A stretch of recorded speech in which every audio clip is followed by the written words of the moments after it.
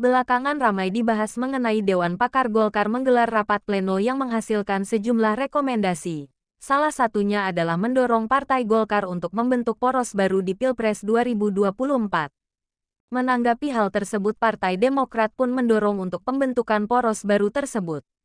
Dalam sistem demokrasi yang sehat justru banyaknya kontestan yang ikut dalam Pilpres malah akan semakin baik, kata Ketua DPP Demokrat Herman Haeron kepada awak media. Herman Haeron pun ikut mendorong syarat ambang batas pencalonan presiden atau presidensial threshold sebesar 20% yang berlaku saat ini dapat diturunkan menjadi 4% seperti parliamentary threshold.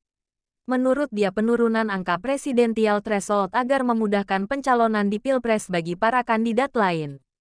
Bahkan menurut saya sebaiknya ke depan presidensial threshold diturunkan lagi dan bila perlu disamakan saja dengan parliamentary threshold. Tujuannya agar lebih banyak kandidat lagi dalam Pilpres, dan tentu semakin banyak pilihan bagi rakyat untuk memilih pimpinan negara yang lebih baik, sambung Haeron. Anggota DPR RI ini pun menilai pembentukan koalisi baru di Pilpres mendatang akan membuat iklim demokrasi di Indonesia menjadi semakin baik. Jadi apabila terbentuk koalisi baru dan kandidat baru akan semakin baik bagi iklim demokrasi.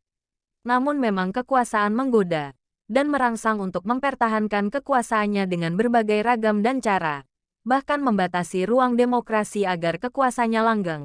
Inilah yang menjadi tantangan demokrasi sesungguhnya pada saat ini, ujar Haeron. Haeron pun ditanya soal ketertarikan Demokrat untuk ikut membentuk poros baru tersebut. Ia menegaskan saat ini sudah konsisten dengan poros koalisi perubahan untuk persatuan bersama Nasdem dan PKS, dan soal arah poros baru, dia menyerahkan kepada pimpinan Golkar sebagai inisiatornya. Jadi tergantung arah porosnya kemana dan kalau untuk Partai Demokrat sampai saat ini konsisten dengan koalisi perubahan. Kemudian Anies Rashid Baswedan sebagai calon presiden. Itu saja pegangannya.